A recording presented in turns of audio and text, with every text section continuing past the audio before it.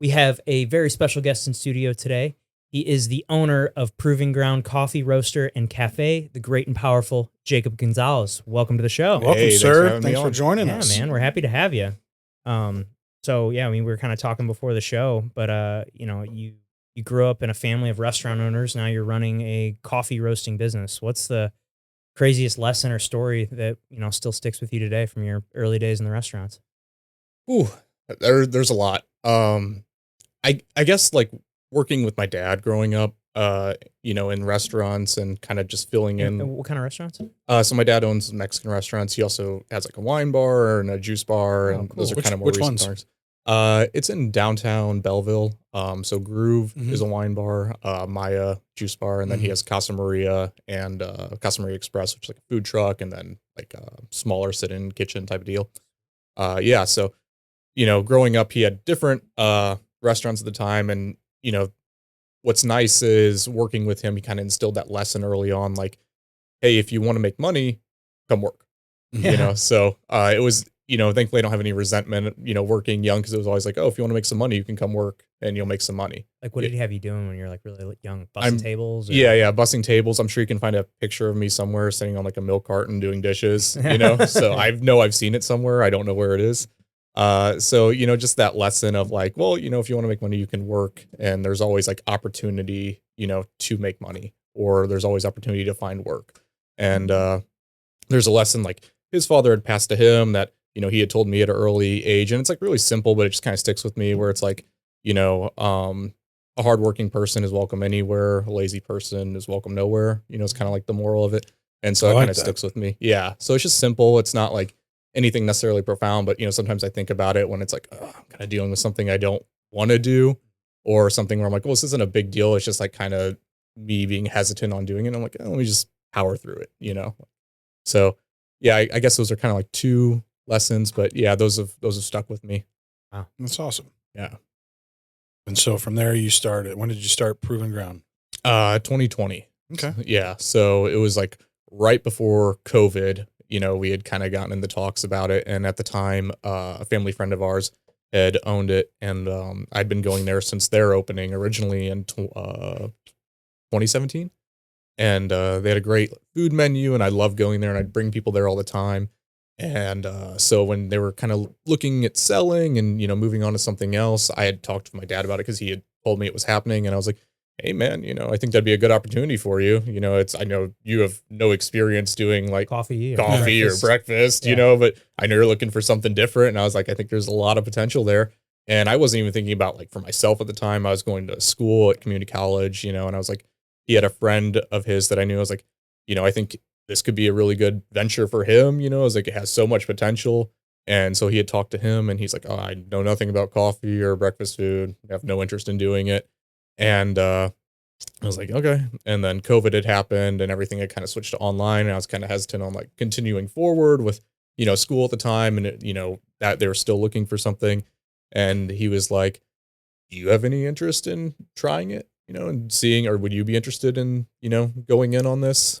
Because at the time, what they were talking about doing was like, oh, you can kind of buy in and buy out. So it was a pretty safe thing to get into, it seemed like. And, we talked back and forth at the time, and I had no plans on getting involved in restaurants at all. Like growing up and waiting tables and talking with people who would come in, they're like, oh, are you going to take over your old man's business, later on? And I was like, no, never getting involved in restaurants, And so this being a restaurant, but also having like avenues to do something else, it felt different to me. And I was also like, well, I don't really know what I'm doing right now anyways, so this is like a really good launching point for me, it seems like. Right, So I'll well, take a swing at it. Yeah, we'll definitely learn some lessons. Well, do you guys? I mean, is it like a breakfast place too? So like you guys are serving? You have a kitchen in the back cooking breakfast. Yeah. Oh, okay. Yeah. So full breakfast and lunch. Not like those, not like a lot of these boutiques where they just have stuff that you can, like muffins and things that you can order, but you can actually order meals. Yeah. So we have like a full grill and hood. Oh, wow, that's awesome. So it's a full kitchen. It's a weird setup because it's a very small thing, and we've expanded, since then. But yeah, and just really tight space. But yeah, we have a full breakfast and lunch menu. So That's awesome. Very cool. And you started that you started taking that over during COVID. yeah. Okay. So that was there was a lot to like navigate with at the time. obviously. But it's a good time to learn. You're not as busy, and at least you can get in and get your hands dirty a little bit and kind of get a feel for things. 100%. There was also just like confusion amongst people who were coming in and being like, oh, like is, such and such here? And I'm like, oh, actually, this happened and stuff. And I own it now. yeah. So can I help you? You can talk to me. Hi, I'm Jake.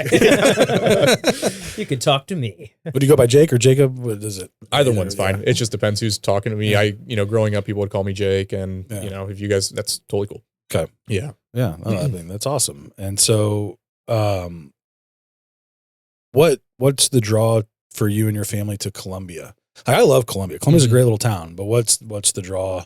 And it's not like you talk to people here in St. Louis and they want to like open up something here in St. Louis. It was already established there, but what's the draw with your family into Columbia and the restaurants there? Yeah. So my dad, my family's, like my aunt and uncles and stuff, they still have some restaurants in St. Louis, but my dad had previously had restaurants in St. Louis. And then, he was looking for something kind of after like that 2008 recession, looking for an area, and he found Belleville at the time. And, talking with him, like when he was looking to go into that, he was like, what are your thoughts on it? And I was like, oh man, like not knowing anything about the area, but we went there. I remember it was like a rainy day and we were scoping out the restaurant. It was, run down at the time and stuff. And the town looked super dead. And I was like, yeah, man, I don't think this is going to be a good avenue for you, and stuff. Thankfully he didn't listen to me and decided to go through with it anyways, because it ended up working out really well for him. But, he ended up really liking the area there and the, clientele that would come in and the community.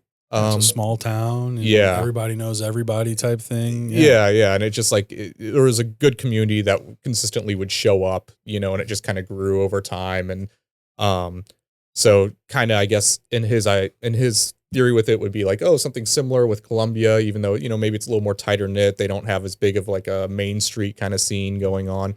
But yeah, I mean, I didn't have much knowledge about Columbia at the time, just going there as a customer and, seeing what was happening and looking at the space and kind of imagining what I could do with it. When I was considering getting involved, I went through and kind of scoped it out a couple times, with this perspective, not as just a customer anymore, just kind of looking around, seeing what I think I could improve, what could be done to draw in more, how many people are actually coming in.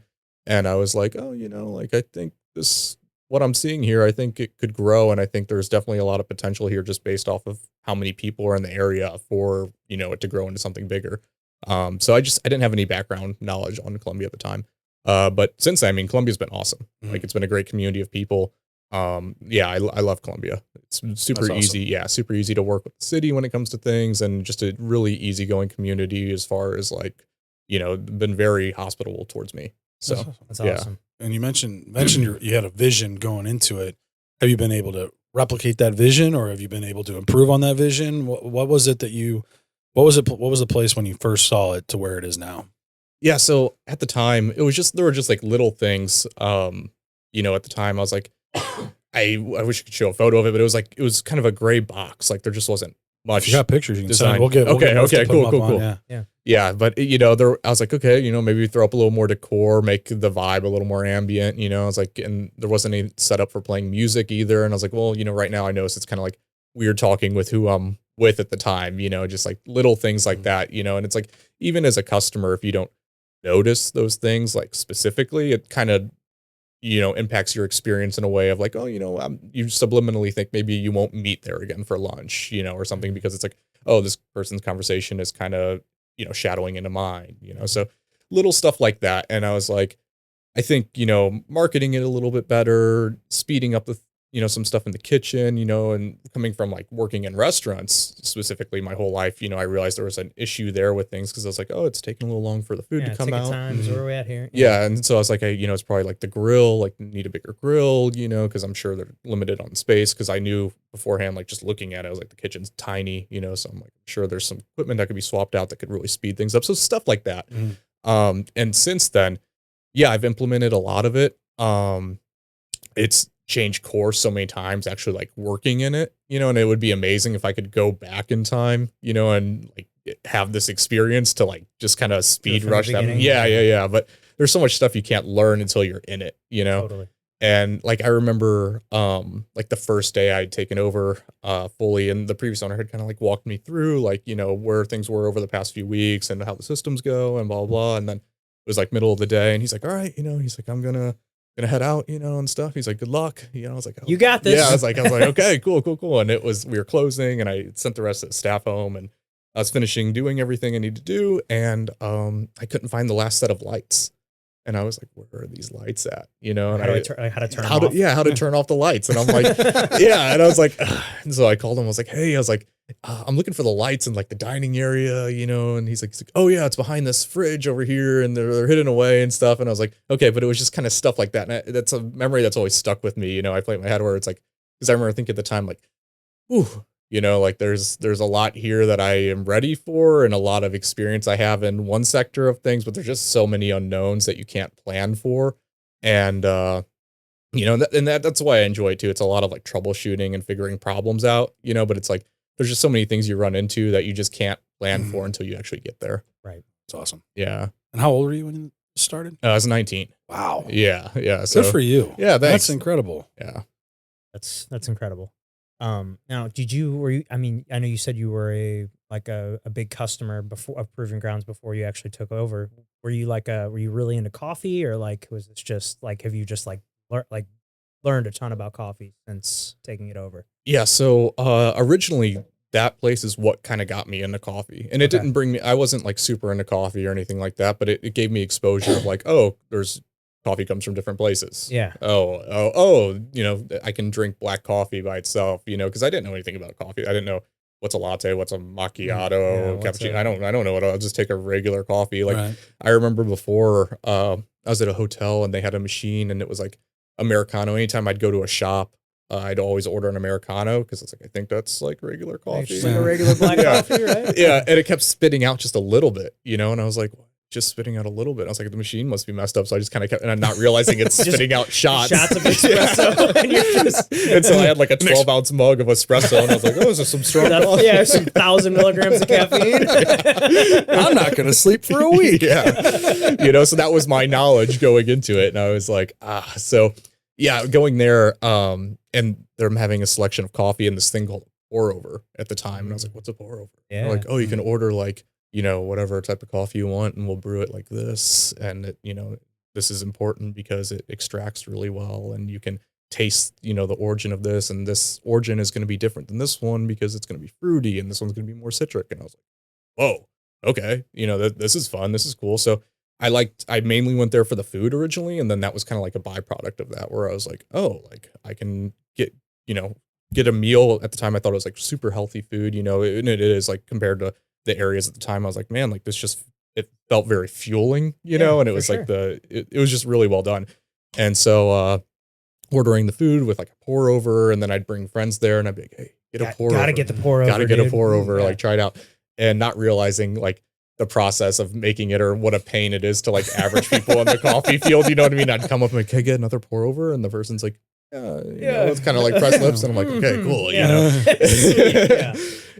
So yeah, and I would buy coffee from there, and then I remember I took it home one day, and as a teenager at the time, like I took it home one day, I was like, oh, like it's still beans, like this isn't like brewable, like how do I what do I do? Yeah. And so I was like, and so I put it in like a Ziploc bag, and I just started like kind of smashing it. You know what I mean? Like, I did that before. Yeah. So did that, and I was like, okay, now how am I going to brew it? I'm like, these are so many, I didn't plan for any of this. And I was like, all right, I'll heat up a pot of water and just kind of, work it a little bit. So, yeah. So I did that, and I was like, and I think just because you make something, there's that aspect to it. And I was like, yeah, this is good. I'm pleasant. a pro. Yeah. So, I know what I'm doing. Yeah. So that pulled me in, and I was like, okay. Kind of like a French press, but not. Right. Cowboy coffee. Yeah. A little bit of grounds in there. Yeah. I like my coffee with some grit to it. Yeah. It's like the Bosnian coffee, you get it, and it's just like thick oil. Yeah. Like it's almost like motor oil at the bottom of it. Yeah. It's so strong. Yeah. I'm a big French. We use a French press at our house, and that's you get to the bottom. There's still nice. Oh yeah. Thick. Yeah. I'm good stuff. I'm a French press guy. Yeah, I like the French press. Yeah. Wish I would have known about it at the time. Yeah, you learned. Now you know what a French press. Right. Now you probably know every way there is to brew coffee. So yeah. So huge learning Yeah. To answer your question, like Right. a huge amount of learning since then. But yeah, I mean, I was vaguely into it and, got me involved. Now, do you guys have your own coffee beans, or do you guys? Where do you source your beans from, or are you guys a wholesaler of your beans? What do you guys do there? Yeah. So originally when we started, we roasted on a much smaller scale roaster. Mhm. So mainly we were just supplying our shop at the time. Now, what is a roast like? What is the roasting process like? Yeah. Like when you say you're roasting the coffee, I obviously, it says it on pretty much any bag of coffee you buy. It's, it says roasted or whatever. Like, what is that process like? Okay. So here we go. Yeah, let's just get into it. The nitty gritty. Yeah. So coffee is originally a cherry and it's grown on a tree. And the bean is actually the seed of the cherry that we're roasting. So when it arrives, it has a certain moisture content to it that's still within the bean. And it's green and it's super hard. Like if you were to run it through your grinder, it would mess up your grinder. And all we're doing when we roast it is we're just taking it through like that Maillard reaction. We're caramelizing it. So just like how you would like cook anything like a steak, that's how I would compare it at the beginning. That's a super like simple way of explaining it, but it's just like taking a raw steak to, done to some level of doneness. Like, is it like you putting it in an oven basically? Yeah. So there's a couple different ways to roast. Some people started out like roasting on a cast iron, which I don't recommend, but it's a way to take coffee from, start to finish. We started out on air roaster, a fluid bed roaster. And so what that looks like is it's a large popcorn machine essentially. So the beans are floating in the air and you control the temperature, so the wattage going in as well as the air, how much airflow you want. So how much lift you want away from the burner. And that kind of allows you to control how much heat is going to be hitting the beans. So that's how we started. What you see around most specialty shops or most established shops is a drum roaster where it's this large stainless steel drum that rotates and it has flame burners underneath. And it's heating up this floating bean bed that's churning on the inside. So you can also control the airflow on those. So not only are you able to kind of heat through convection, but you're also heating it through just contact on the drum itself.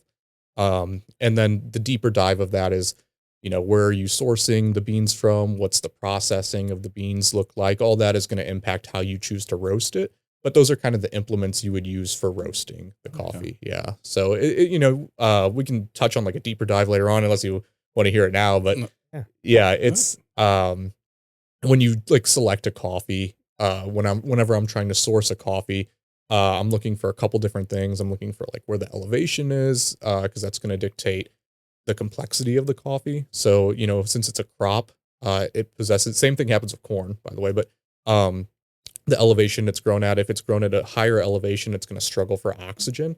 And so it's going to produce more, it's going to struggle to survive. It's going to produce more aminos. It's going to create more complexity within the cherry. So lower elevation coffees usually aren't as complex, but the higher elevation, there's a sweet spot for it. But the higher elevation, you're usually going to get a more complex bean from the beginning. And then roasting, it's up to the roaster to decide. And we want a complex bean? Usually you do in specialty coffee. And that's kind of how like specialty coffee grades, the grading or the value of it is how much complexity it has. That just gives you more control as a roaster. And, where the coffee industry has kind of gone today, people are looking for something that's a little different. And that varies based on your clientele, who you're roasting for. There's waves to the coffee industry, and like wave one was mainly like Folgers and, those types of things where it's like, it's Maxwell House. Yeah. And it's like grown at low elevation, then it's roasted super dark. And part of the thing with roasting is it's like using a steak as an example. If you take it well done in butterfly, it's kind of lost same thing when you cook like anything to that level. You lose whatever it originally was. It's the same thing with coffee. So if you have a low elevation coffee, you can get by with roasting it really dark like that, like Folgers, Maxwell House.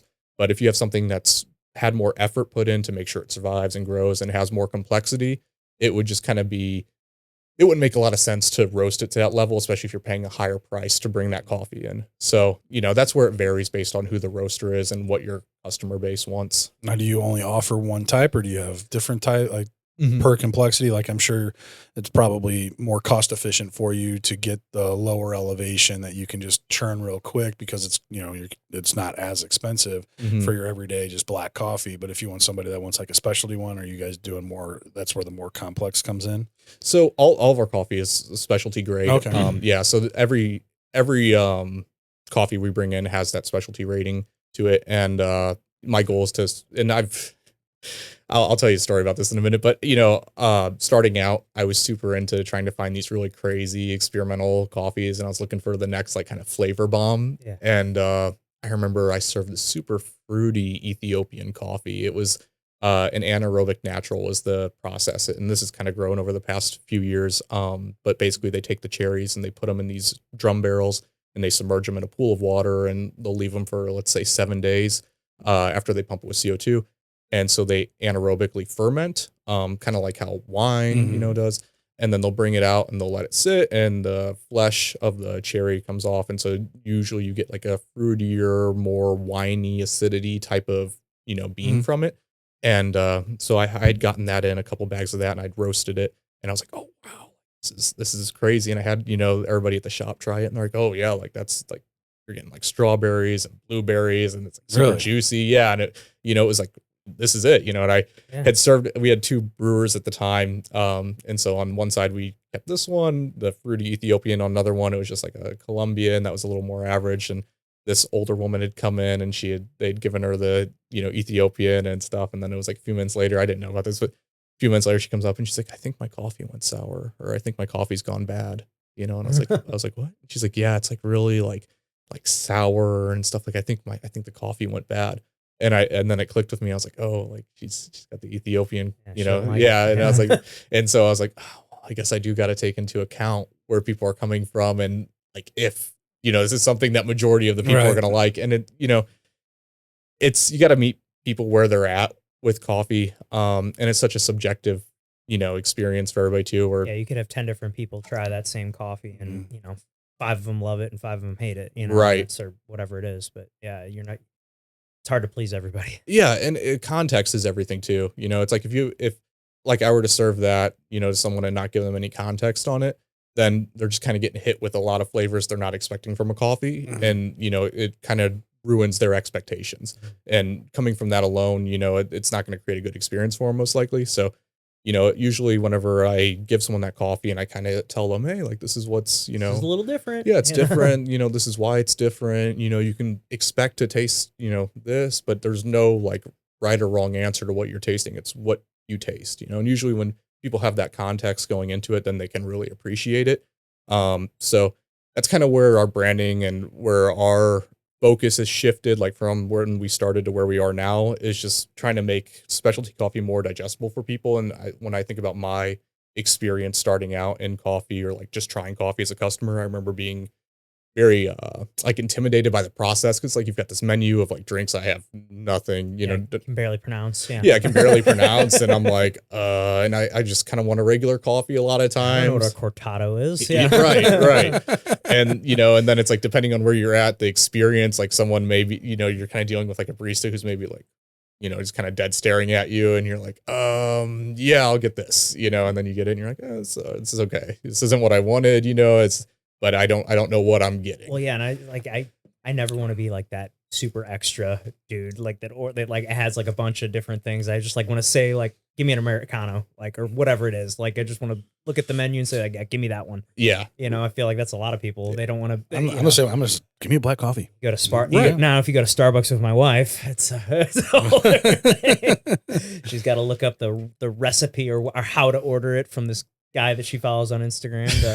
The macro barista. I don't know if you've heard of him, but yeah, she always is pulling up some sort of recipe that this guy concocted. Yeah, it's this whole list of like, dude, it's like I gotta say like 8 things to this poor person through the drive-through, and I'm like, okay, I'm sorry, my wife's a little bit of a pain in the ass. She wants a this, and with two stevia packets, and it's yeah. Like, fuck. And did you catch that this needs to be shaken and skinny? Yes. Yeah. Please read that back to me. If I get it wrong, I'm coming back. No, 100%. So, it's just, that's our goal. Improving on is just like, especially like where we're at, like demographically, trying to get people to understand specialty coffee a little bit better, but not being super pressing about it. And, trying to meet people on an experience where it's like, they can be like, oh, this place has good coffee. And then if they want to like inquire further, we have the knowledge to kind of guide them along or give them some more info on, coffee in general, or if they want to try something else, we can recommend them a bag we have, So, yeah, that's how it's shifted over time. Yeah. Really cool. Well, you mentioned the barista that's just sitting there staring at you, and it makes you a little uncomfortable. Do you have the people that are working for you and your baristas like, oh, hey, we're going to be friendly. We're going to walk people through this and kind of explain what each and everything is, kind of give them that a little extra experience to the coffee buying process? Yeah. Yeah. Okay. Because, like coming from like a background working in restaurants and then, throughout like my teenage years, mainly waiting tables and everything. The whole thing revolves around hospitality, 100%. and you want people to have a good experience. And especially like in coffee or like, being in like a more breakfast centric type of thing, like the way you interact with someone, you're kind of dictating how their day is starting, a lot of times.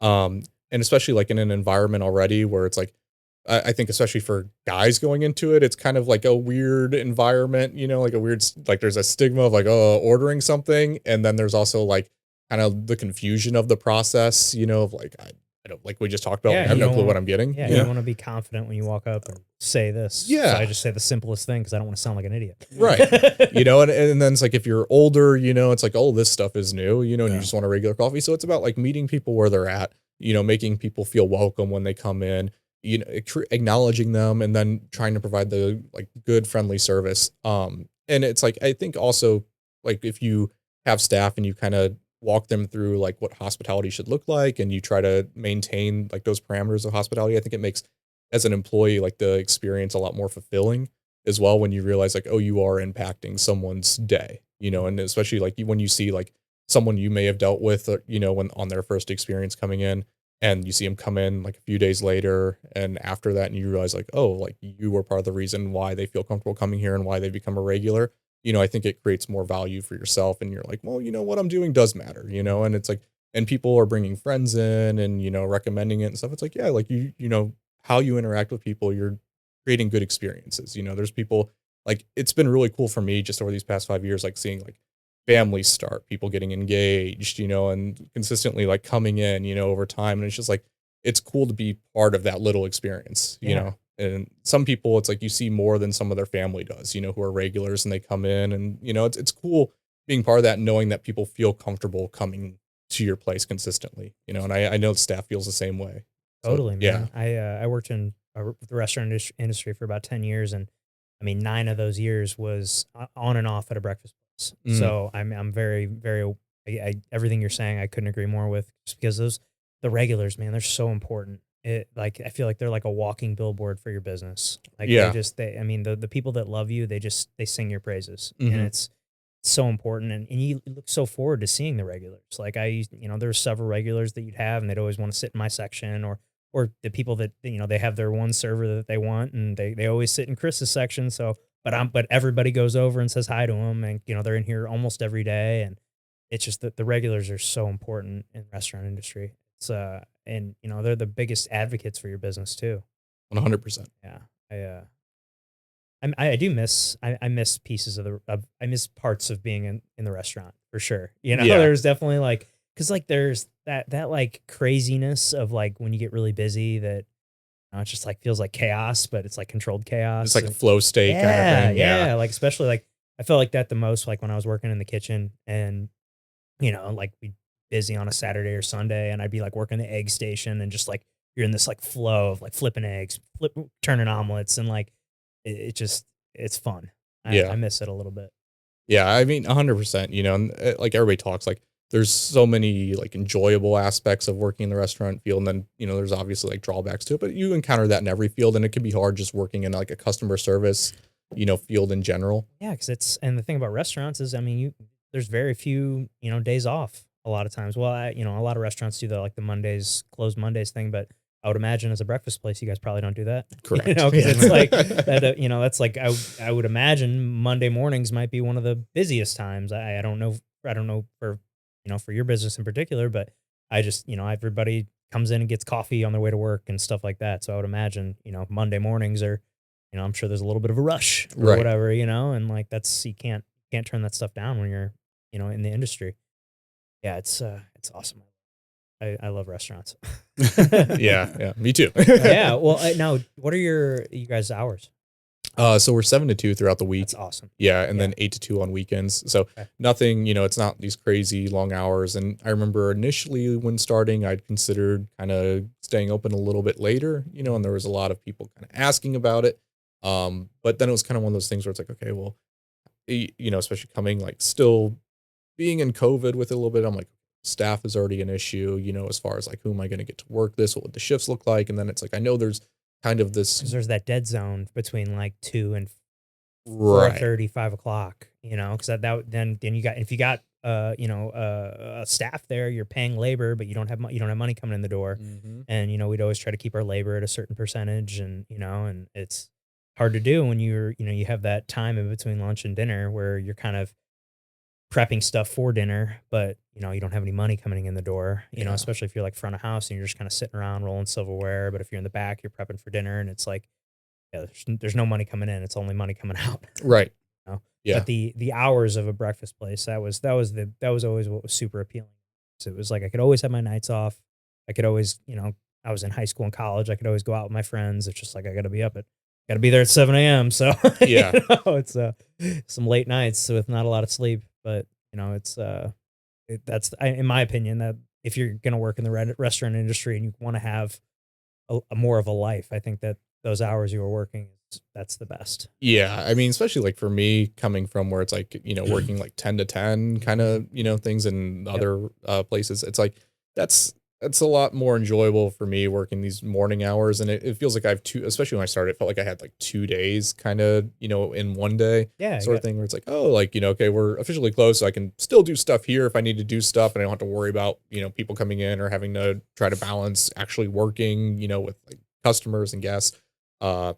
And then it's like, if I'm not doing anything, for the cafe, then it's like, I can go to the gym or, it's still early enough in the day to have a life. Well, yeah, it's early enough. You could still, go to somewhere, whatever business it is. A lot of places close at, at 5 or something. But like if you're off at 2, businesses close at 2. You could, and go to a doctor's appointment or this or whatever it is. Because that's the hard part with the restaurant industry. A lot of, like you said, working 10 to 10, like when are you going to go get anything done? Like, I'm thinking about our hours. I'm like, fuck, I would love to have an 8 to 2 job. Yeah. Yeah. Yeah. Get for down sure. and have time to go get my kids and hang out with them and not have to worry about anything. Yeah. Like, Yeah. It was great. You can pick them up from school. Like it was, the hours of the breakfast and brunch place that's the best in my opinion.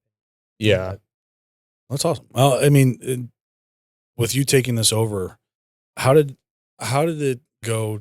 Or, taking this over and as an established business and then recreating a new culture, a new brand, new community within that thing. How long did that take you to get to that point? Yeah. So, having no background in like branding or marketing or like, any like experience outside of, because no prior work experience besides just being in restaurants, really. So I was like, ooh, I was like, how do I brand? Because we're called Proving Ground. Yeah. It's a great name. Yeah. But I was also like, Was it always that? Yeah. Okay. Yeah. So I was like, what does, Proving Ground mean? It's like, how do I brand that? How do I turn that into something that would be okay on a t-shirt or on a, like, what's like the logo? What's the thing? And talking to the previous owner, he's like, oh, it's like a testing ground, type of thing. And I was like, okay, like, what do I do with that? So it took me, it like maybe 2 years really of like still kind of being like, rocking with the old logo. What do I do with it?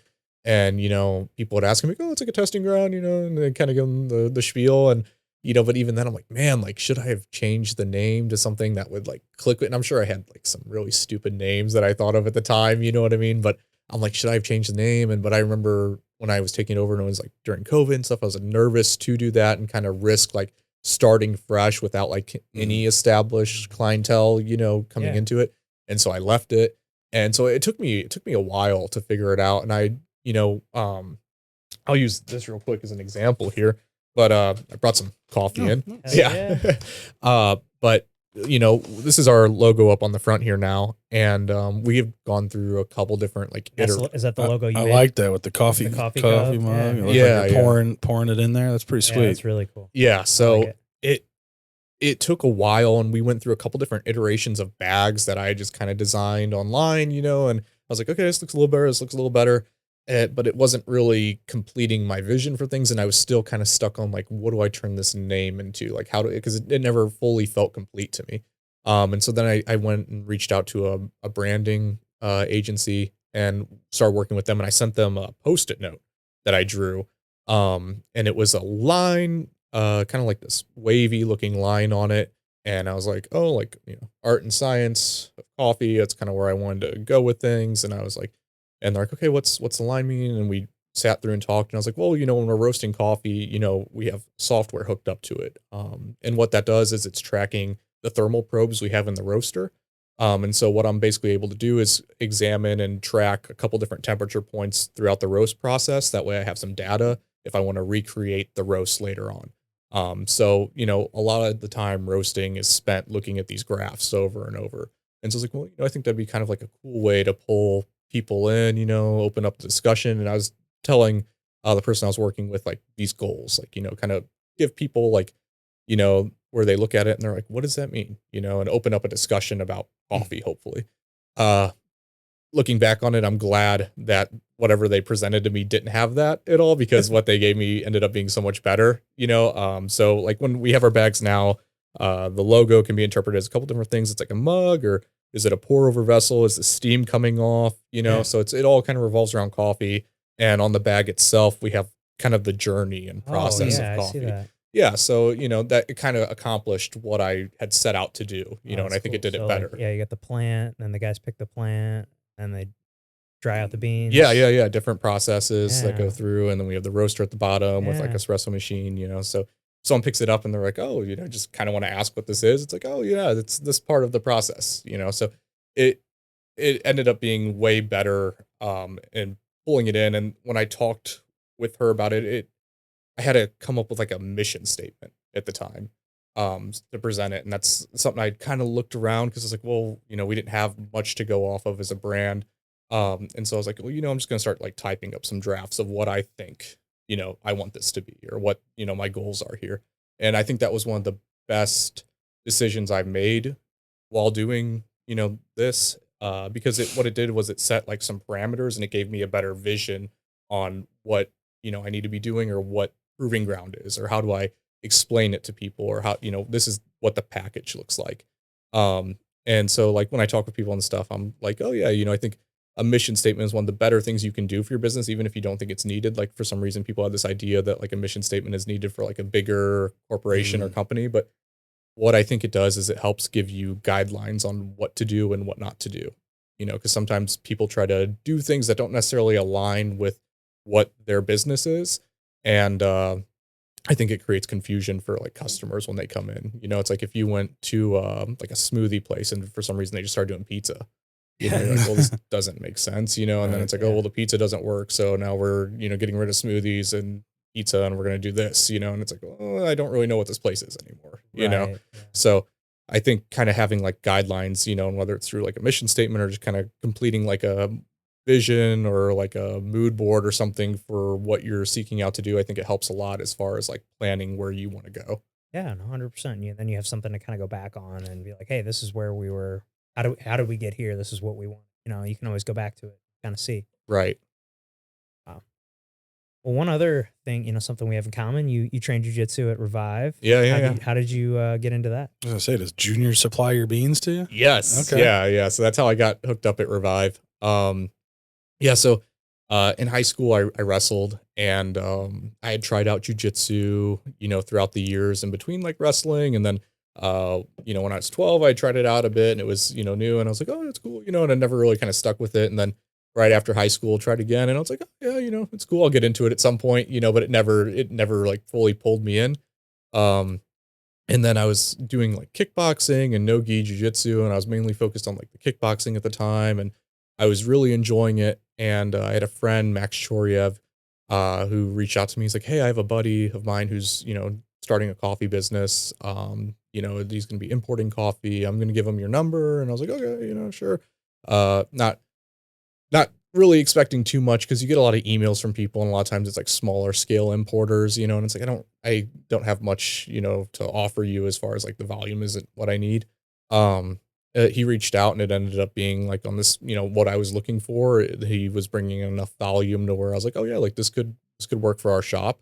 And so I met, up with Junior, and he was dropped off some samples, and talking with him, like he's just a great, Such a good dude. yeah, great dude, super easygoing. And, of course he's like, hey, like come train, Come train. Come train. yeah. And I was like, okay, yeah, I'll come train. He's like, yeah, I was like in St. Charles, I was like, okay, it's a little far, but I'll get out there. Like, I'll make it happen. And, then he dropped off some more coffee. He's like, are you going to come train? And I was like, yeah, I'll come train. So I set it on my schedule. I was like, I'll get out there. And so started training up there. And, right away I was like, man, this is a great gym. It's a great gym. It's a great gym. And, it was like my first time really doing gi stuff. Like I'd lightly done it before, and I was like, this is, it's cool. It's the kind of where it started. I get it, but I didn't really see like too much value in it. And then it was just kind of like getting stuck in positions where people had me by the gi and they were doing, different things and chokes. Choking with you. Yeah. And I was like, okay, like this is a whole different, a whole new world. Yeah. And so then kind of troubleshooting that and figuring out, how do I get out of this? Or what was I getting choked with? Well, okay, well, what's the defense for that? Or what's the counter for that? And then it was like kind of a rabbit hole thing that pulled me in where I'm like, okay, I like how lucrative this is. It's a super awesome learning process of figuring things out. Yeah, dude, the gi is, I hated it when I first started. I was like, oh, I only want to do no gi. And then, I don't know. And then just with the availability of classes, I was like, because the gym I started at it, I wasn't always at Watson's. I was at a different, they would do like, I think it was like Mondays and Wednesdays were gi classes, and Tuesday, Thursdays were no gi classes. And so I was like, well, I want to train more than 2 days a week. So I just started showing up to the gi classes too. And then eventually just kind of really fell in love with the gi. Like I love it now. I mean, I train probably, I would say like 2/3 of the time gi, and then 1/3 of the time no gi. But yeah, I mean, I just hated getting choked with my own clothes. That was that was pretty eye opening. But yeah, it's awesome. Have you done any competing? Yeah, so I competed like a month after starting. Oh, and yeah, and it was cool. It was such a good. Well, you come in with a high school wrestling background, you got a big advantage over over people for sure. Like I did something similar. I think I was like 2 or 3 months in, and I remember my first match, I just like double legged the dude and held him inside control and won the match. I was like, huh, all right. Right. Yeah. And from a wrestling standpoint, like all of it translated extremely well. What didn't translate extremely well was just getting held by gi grips, the whole time. And the first time I was just kind of in between on weight classes, and I was like, oh, I'm just going to compete at ultra heavy, and stuff. And that's whatever. And I remember I just weighed in, like I was holding my bag and I had my pockets full and everything. And I was like, 230 on the scale. I was like, oh, okay, and so I stepped in, and things were going well. But when I started, I was just too eager to get the submission, and I should have slowed things down, kind of climbed more, but I was just like, as soon as the submission opened up, without having like fundamentals fully locked in on like transitioning to like, for example, like a head and arm choke, and just kind of getting flipped over like through the process. And then, you have someone who's like 270, 280, like on you. It's like, man, I can bridge and I can shoot, but I'm just going to get held. And so that's what happened is I just got held there. I was like, what am I doing? Yeah. You know what I mean? Well, you're not getting pinned. So yeah. That's good. Right. I'm like, well, I'm in a decent position wrestling wise, but I just lost the match. Right. So it's like, that was a big thing for me. And, talking with like the coaches afterwards and stuff, and just kind of going over all the details, and, having like it's hard to watch the video right away. Yeah. You're like, I don't want to see that. Like, yeah, I know it's horrible. I hate, well, sometimes I like watching myself, but a lot of times, most of the time I hate it. Yeah.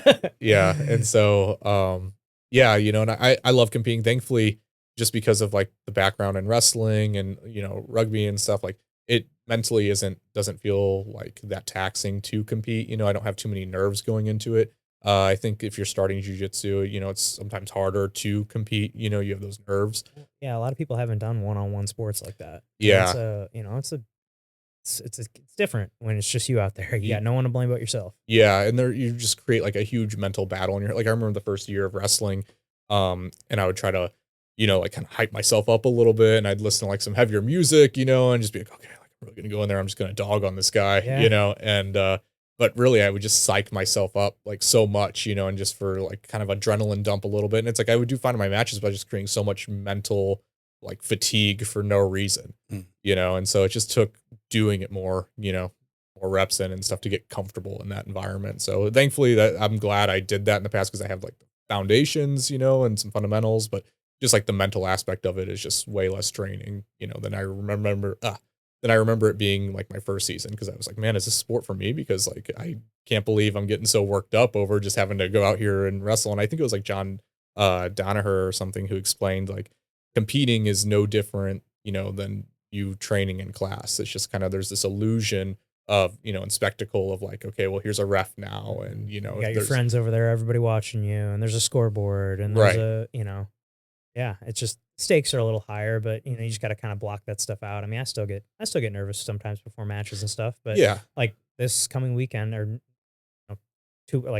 10 days from now, I'm competing, and I haven't competed since that October last year, so it's been like almost a year since I've competed, so I'm a little rusty, Right. But I'm looking forward to get back in there. I've been Are you training doing hard. the? I was planning on it. I've got some people taking off and another employee having a wedding. And so I'm like, I'm kind of trying to wait until the deadline to see if I can make it happen or not. But originally I had planned on it. So I would like to, but I've got, it's the 16th today. So I've got 3 days until registration closes, I think. So I'm kind of riding it out. Yeah, you gotta make a decision here soon. You got more guys in your group? Yeah, last I looked, I got 2 guys in my bracket. So I think, and then I think Nogi, I've only got 1 guy.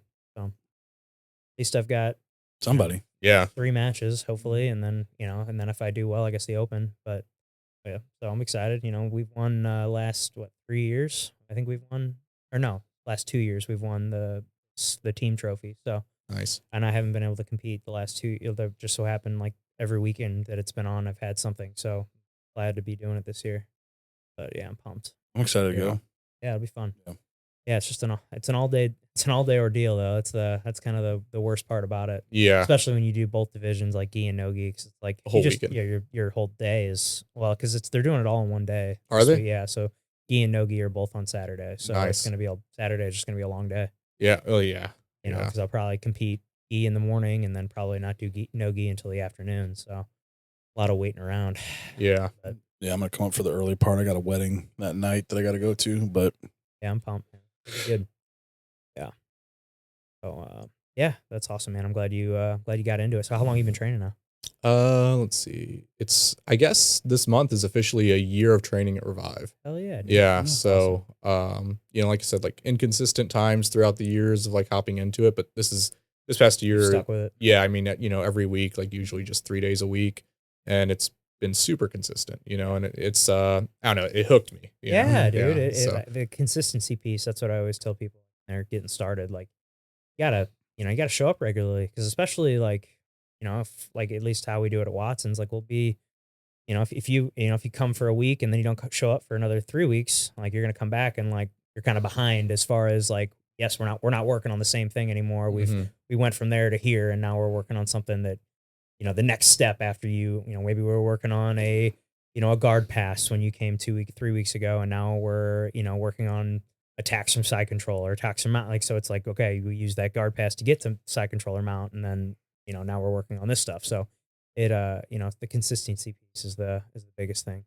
Yeah. And on that, I think like there's this like term I use with a friend of mine where it's like, if you just reshoot on something, like people, like especially if like working out or, even jujitsu, I think a lot of times if like, let's say you plan like, oh, I'm going to go gym 3 days this week, or I'm going to train jujitsu 3 days this week, but you miss like that first day of what you had planned, then there's a lot of people who are like, okay, well, there kind of goes this whole week of like, training, like my plan is messed up, and I'll just start the next week. And then something, and just kind of keeps, like you keep delaying it. Yeah. I think, and when that happens in jujitsu, people just kind of like phase out, and quit. And it's like, it's never like, there's no like perfect time to just like hop back in, it's just like you're delaying, when you could start. So it's like, if you, just cause you missed this time or you had to take this time off, like just hop back in, cause there's no like parameter or timeline, it's all individual. So it's like, if you're interested in doing it, I understand like trying it and it not being for you, that's completely valid. But if it's like a mental thing of like, oh, well, I already missed this much time off and stuff, it's like, it's never too late to just hop back in. You know? Oh, I feel like I get people that'll tell me like, oh, I want to get in shape first. Like, and that's one thing I always kind of roll my eyes at. Cause I'm like, man, they're never in shape. Like nothing's gonna get you in shape like No. jujitsu shape. Like you can be a marathon runner. I don't care. Like you're gonna still go in there and you do a 5 minute round. You're gonna be gassed. I Yeah. guarantee it. Like I don't care how good you are cardiovascularly. Like this is a different thing that you're not used to, and you're not efficient in the movement. So until you're efficient in the movements, then and you're not used to having someone on top of you, like and you're hyperventilating. Right. Like, it's because that's how you can always tell someone's brand new. Like obviously if you're not looking at their belt, but like just like their demeanor Mhm. and like their breath rate or the respiratory rate, I guess you'd say, like when they're training, like if they're like hyperventilating and breathing super hard and fast and like they're not actually doing anything. Yeah, They're yeah. just grabbing Just and tight. and they're just death gripping the gi or something. And it's like, like just breathe, Yeah. you get That's me efficient. right now. Yeah. Yeah, you'll get it, man. Well, Takes time. I'm gonna until like I go on Thursday to get the knee looked at and then possibly MRI. But I think I'm gonna come after my closing tomorrow just to be there and watch, because I think even still just Yeah, get going just there. coming in and watching is Mental reps, man. Yeah. That's what I did when Mhm. I had my knee surgery. I used to just come in and just sit on the edge of the mat and just watch. Watch. It's just being around it. You're getting something. Yeah, you're Right. not in there training, but like you're getting kind of the mental reps. You're like you're still part of it. seeing it, You're you're on the still- mat. You're with everybody. You can like see what we're working on, which is it's important. I've been doing it long enough to know how my body moves to like, okay, this is how that works. Because there's some times where we're in there working on stuff and I'm like, my size, like, I don't know if that move's ever really gonna work for me. Yeah, Mhm. and that's the thing is there's plenty of things that like we'll teach and I like or we'll be working on. I'm like I don't know if this will be for me, but I'll drill it, Yeah. but like it's not really gonna work with my body type or whatever it is because like every body type I think has like their own pros and cons. Like if you're a long lanky guy, like you probably are good at darces and anaconda chokes and triangles and stuff like that, but then like shorter, stockier guys like myself, like favor like Kimuras and guillotines and like these like Things that are where- in tight. Yeah, things where Yeah. you're getting like really like you can really cinch something up real quick. It's just like I feel like everything has their pros and their cons. So it's just you got to figure out what works for you and and kind of capitalize on that. Just smosh. Yeah, just smash. Shmeesh. Yeah, man. Well, I love it.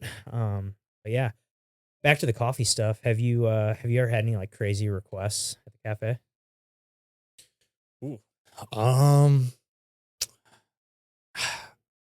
not none that are coming to my head really. Like it's people. I mean, we've had people ask for like, oh, do you guys sell that Nepalese cat coffee, the Cappy Luwak The stuff, the poop stuff? Yeah, like Oh, do you man. ever get any of that? And that just kind of shows where people's like opinions or like beliefs are of like what is like What is specialty coffee.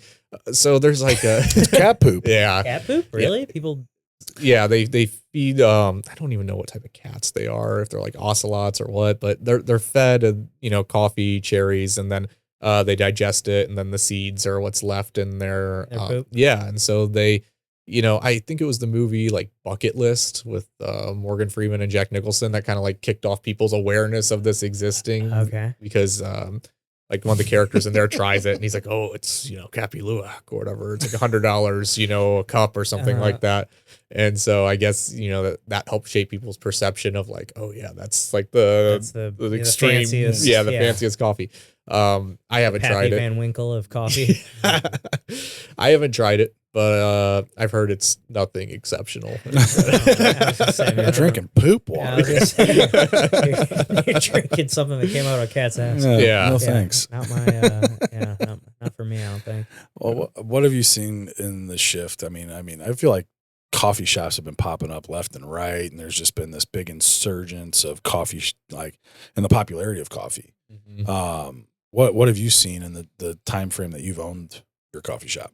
Yeah, it's been interesting because, like you said, like there are more shops popping up, and it seems like coffee's changed so much, like just over like the past 20 years. It's like Starbucks originally started out as a specialty coffee shop, and then it branched out, and franchised and became what it is today. And there's not like I said, coffee's subjective, so it's like if that's what you enjoy, there's nothing wrong with that. But it was like maybe like in the mid 2010s, I guess, there was this huge like second wave, third wave push of coffee where it's like these super specialty shops that, really are like precise and focus in on things. And I think sometimes with places like that, it kind of carries like this pretentious like vibe with it, and it kind of, people can seek that super uh, specialty coffee experience, but it also turns a lot of people away because it's just too much, so what I've noticed, in the 2020s and what I've seen a lot of shops doing is it's a lot more like vibe focused, a lot more like community centric. It's turning back kind of into like a meeting ground of places, and there is a focus on, local roasting, and you know everywhere seems to have pretty good coffee, I'd say. Like, if you're in, like, there are some shops where it's like it may not be your thing, but it seems like a lot of places do put in like the investment when it comes to like equipment, and to at least make sure that they have the capability to serve good coffee.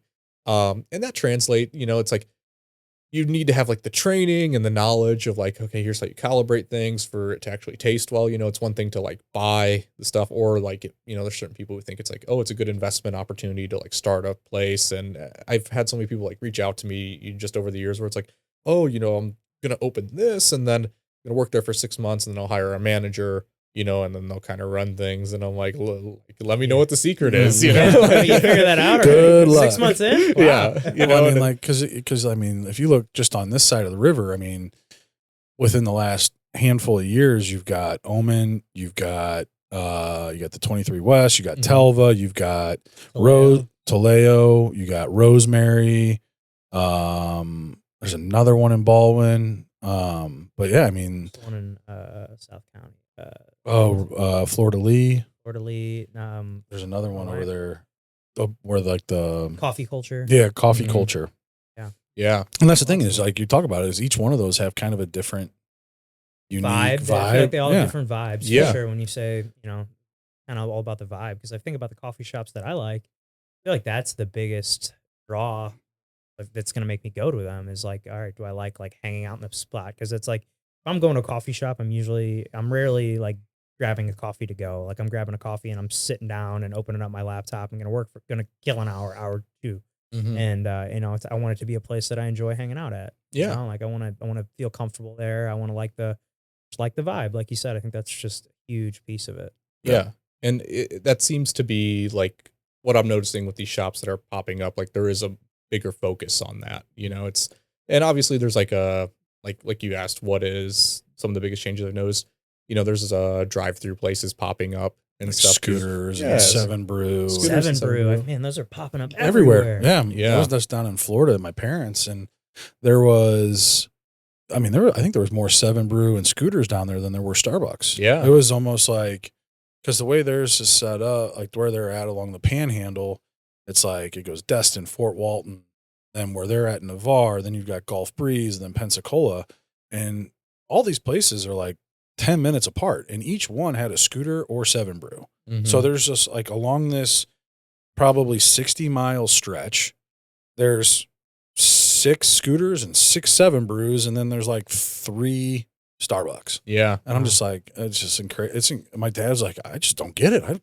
How do people drink so much coffee? I'm like, I'd rather just brew it at home anyway. I'm like, okay, Dad, that's fine. You're also 75 years old. So yeah. And it would be interesting too, to see kind of what the sales look like, as far as like, what is their main seller? Like, is it just regular coffee? Is it like their refreshers? It's like, that's where it's like, when coffee is such a wide term for so many different, preferences. And it's like I said, completely subjective, because it's like there can be a shop where it's like, I think they have great coffee, and, I think I have good coffee.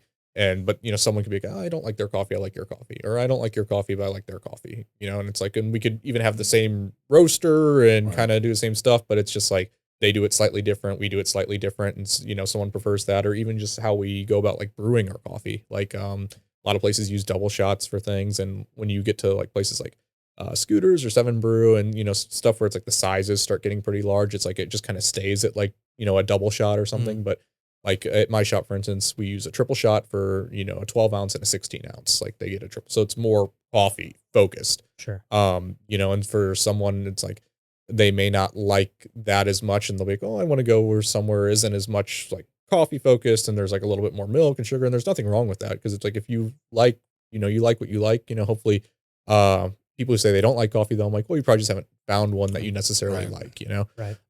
So it's like, it's cool to see all these places popping up. And, as far as like long term goes, it's like, everything kind of comes in waves. So I think as long as you have like a hospitality aspect and you're able to create an environment that's comfortable for people, and you do focus on things like community and, establishing like a good place for people in your local area, I think you can kind of ride those waves out. But it's like, there's trends that always pop up and, things go. And it's like, I've hopped on like certain things before, like trend wise, like as far as like equipment goes, because I'm like, oh, I think this would be awesome in the shop and it's marketed this way and it would go super well. And then it's like, oh, this absolutely tanked, So, I think just putting the experience first and making sure you have a good product. And I think that really helps highlight, the product you have, as long as the experience there is good and you want to be warm and friendly. So those are like the big focuses with places. And it's like, I wish I had more time to go to the places, because their hours always align, with yours, mine, yeah. but I get around to sometimes. I went to Telva.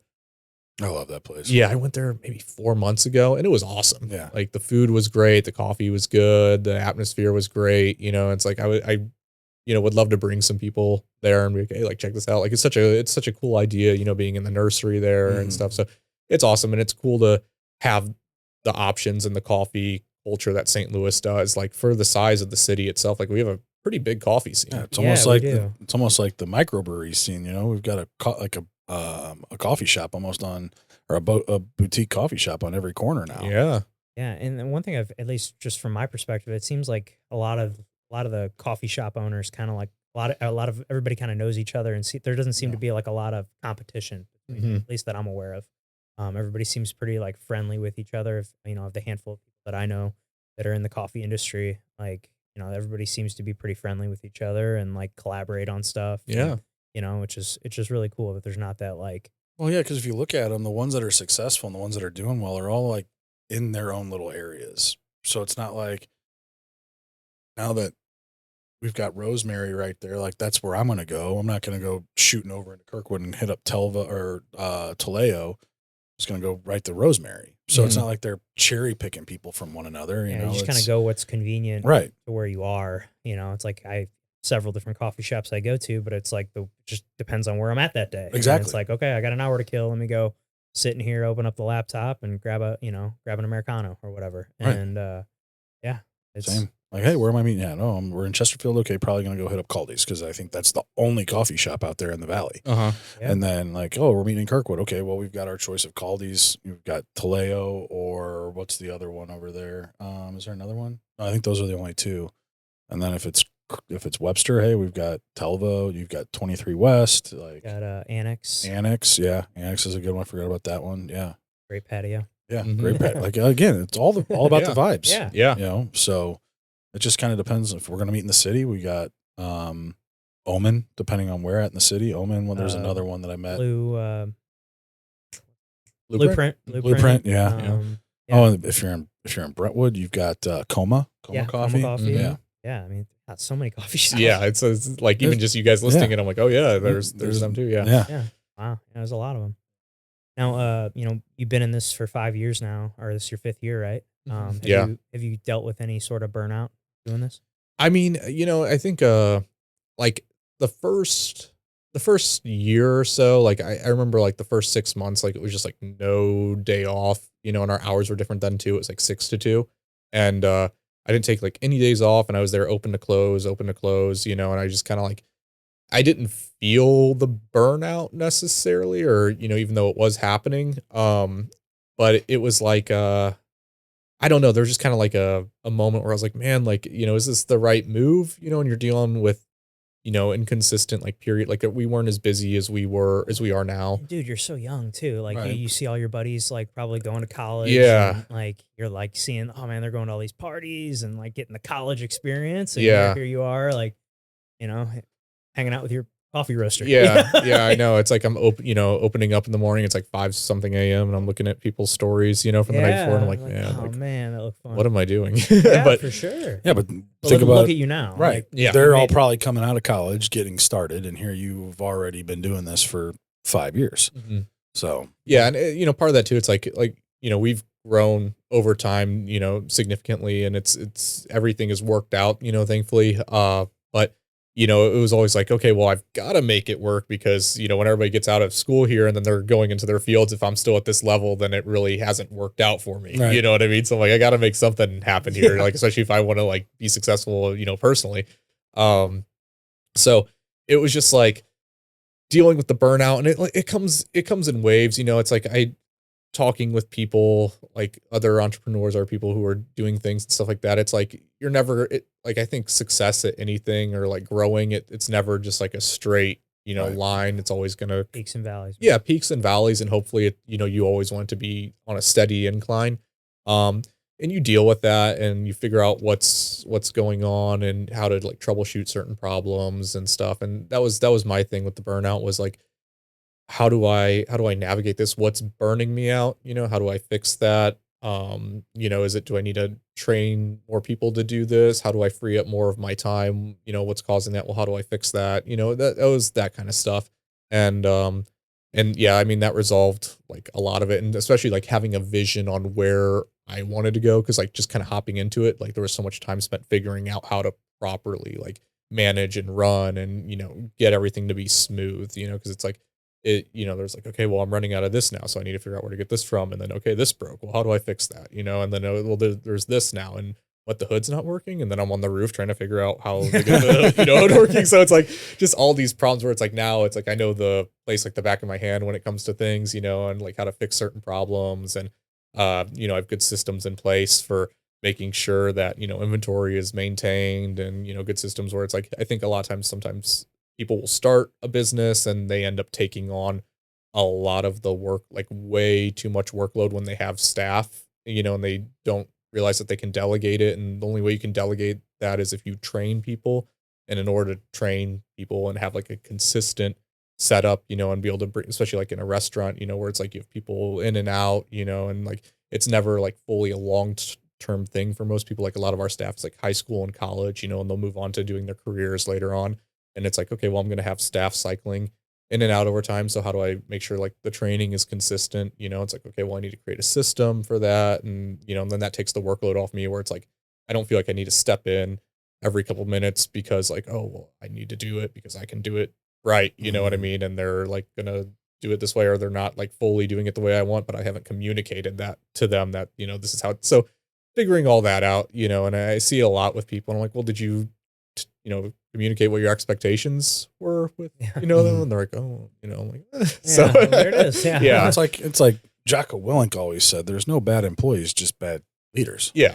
And it just comes down to, taking that time to, like you said, get those processes in place. But I mean, I'm also sure that probably having that mission statement to fall back on, and whenever you are feeling that way, really helps. And you just be like, hey man, I'm going to kind of now, because that's for me, like I've got my why, like the why I do what I do, and with my kids and everything, that like when I'm feeling like, because this business can get a little overwhelming sometimes and a little burnout, it happens almost every year around the same time. And it's just like, why am I doing this? Why am I just got to continue to remind myself why I do what I do? And I'm sure having that mission statement and everything to fall back on probably helps too. Oh yeah, 100%. Like I remember it was like year 1 or 2 I don't know. It was just like, it was around noon maybe or something. And we had nobody come in for like an hour and a half. And I just remember like everything was kind of done, as far as like prep and stuff goes, and nobody had come in. I was just sitting by the front there, just kind of waiting. And I was like, well, like, let me start figuring out some stuff that I can do that will help bring in more people, and then it's just like, well, what am I missing here? And what can I improve on, and it was just like, that was just where, like, it wasn't abnormal, like in terms of like the weekly sales or anything like that. Like it wasn't like we were declining or anything, but it was just this period where no one came in, and I was like, man, like, sucks. Yeah. Got to get some people in the door. Oh, yeah. Have you ever thought about doing, there's that one coffee shop where you come in and dance for a free coffee. Oh, that's funny. Yeah. Yeah. I haven't heard about that actually. No, but that's funny. Yeah. I forget where, and I think it's somewhere here local that actually does it. But yeah, if you walk in, they have a sign, if you like, and they've got like this red carpet rolled out. And like, if you walk in and you dance all the way up to the register, you'll get a free coffee. Oh, that's sweet. That's funny. That's awesome. Just kind of, lighten people's day. I mean, especially like you said in the morning, people, they're starting your day with you. So Yeah. it's a good way to get that day started with a little dance. Right. No, that's an awesome idea. Like, that's one cool thing about being able to go to other shops and stuff too, is you see things where it's like, oh, like, hey, recommend, some music, and it's like, fill out a thing and you put it in the box, or like, you see, oh, here's our employee, you get all these different like cultures of, people who are starting shops, and it's like, you get ideas for things, and it's cool to just experience, something else like that. It's awesome.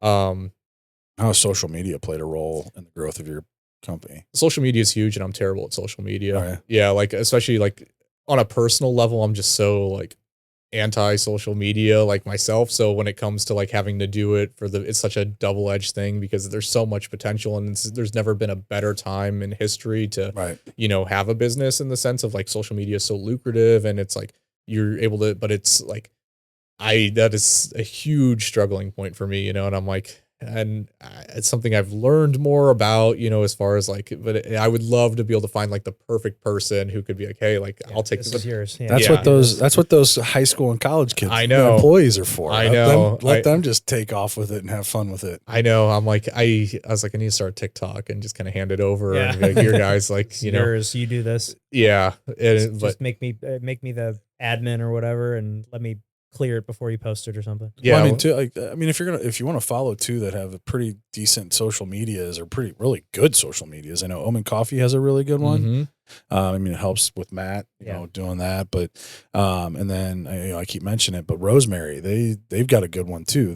Because they've same thing, young college kids and high school kids working there, and they just kind of let them have fun with it. Yeah, and so no, they've all done a really good job of doing that on social media and things like that, and doing shout outs and like giveaways and things like that through the social media stuff, and just another way to just get your name out there. So, I mean, especially with the algorithms, right. Like it's so like, it's like I'll consistently post and do things, but it's like, I know to stay within the algorithm and get the outreach. Like I need to be putting out reels, and I need to be following these trends. Well, we'll have a few for you after this episode. Okay. There we go. For sure. Yeah. So, yeah, I'm like, it's something I'm looking into more, but it's hard. Like when I personally am not on it as much, and, I have like a business suite, where I can kind of get, Instagram, Facebook notifications. So it's like, I'll see messages from people and stuff. And I don't even have Instagram fully downloaded on my phone. Like I'll download it every now and then to check in or, do something, and then I'll get rid of it. But I'm like, man, like I'll look at my following account for like proving out. I'm like, hey, this could be a lot better if I just,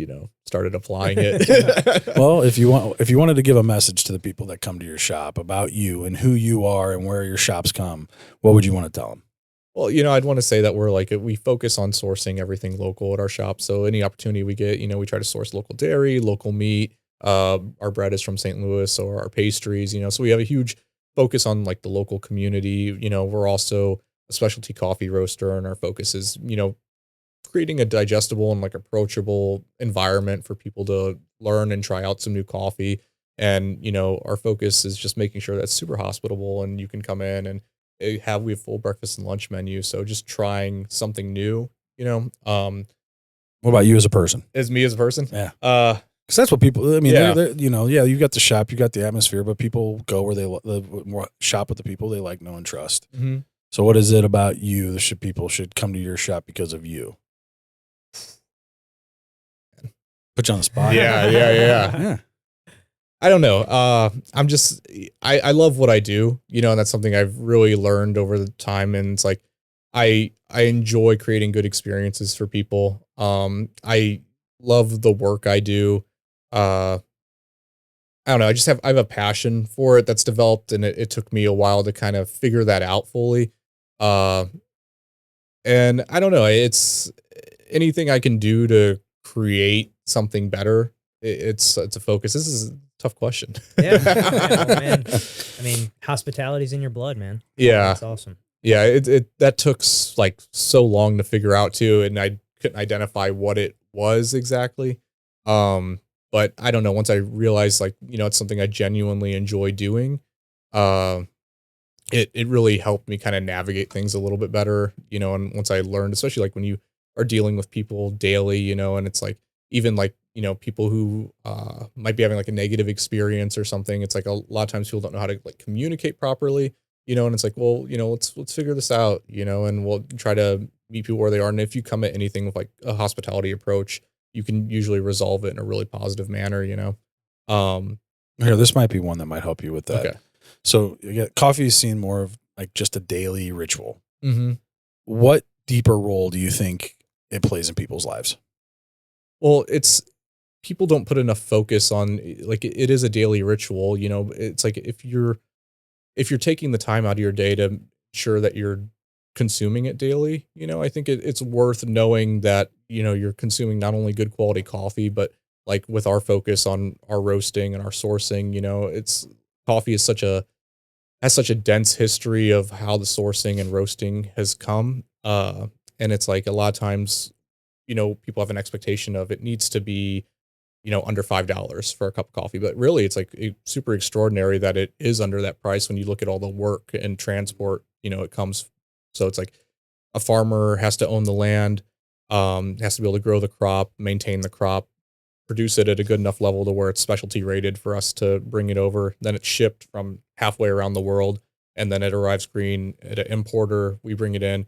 A roaster has to select it, roast it to a specific level, and then it has to be, packaged, brought to a place, brewed, served by someone, and then, it's put in a cup, which also adds to the cost of things. And then it's like, it's somehow sold to you at $3, Mm-hmm. like that's amazing. And, for a long time, it wasn't really a great relationship between like roasters and farmers because, coffee pricing there wasn't any scoring or grading for the farmers to have any power to dictate like what their coffee is worth. And, when you're buying coffee from, different countries who have like these economies that aren't as prosperous as the US, like, for instance, like it's not an option in a lot of these countries for people to be like, oh, I don't like my job, I'm just going to, find something somewhere else to work. Like a lot of these farms are inherited for people, so it's like paying fair prices for coffee is a huge part of what we do. And it's like even the fair trade price, which is set by the largest exporter of coffee, Brazil, is low because at the rate they produce coffee isn't the same rate, and their economy isn't the same as a lot of these other countries. So, working directly with farms, which is a lot of what we do, and paying a price that they can find reasonable and actually helps them, sustain themselves is a big focus for us. So I think, if it is going to be part of your daily ritual, knowing that what you're doing, where you're choosing to buy coffee from, and usually this is the case with a lot of specialty roasters, is that, you're buying something that's sustainable, you're buying something that's coming from a good relationship, something that's been cared for the entire process. And there's so much like marketing today about like, oh, this coffee's healthier and this, and a lot of that is just pure marketing to pull people in. But I think if you have the knowledge of knowing like that there was a good relationship throughout the process of you getting this coffee, and that it's sustainable, and that, you're doing something that can actually sustain itself in the future going forward, I think that can make a big part of your day versus like, oh, this is just like a quick consumption thing, and it's creating waste, at the same time, like, with these like instant, like Keurig individual packets and stuff. So I think like, not only do you know that the product initially is sourced better, but, maybe you get the relationship of going into your local roastery and, meeting someone or trying out new coffee and learning stuff. You get more involved with your community. So I think that's a huge part of, it's like, it can be more than a daily ritual, and if it is going to be, part of your daily ritual, I think it's worth finding something you really enjoy to drink, Right. Yeah, So man. That's awesome. I love everything you just said there. You can tell Absolutely. there's a lot of passion For sure. what you do. Yeah. It's awesome. Well, Jacob, this has been incredible having you in here, man. Is there anything we didn't get to chat about? think we covered a lot. Yeah. Awesome. Yeah. Well, before we get you out of here, we end the show the same way every time. Play a little game. It's called the Tombstone Game. Here lies Jake. What's it say on your tombstone? Ooh.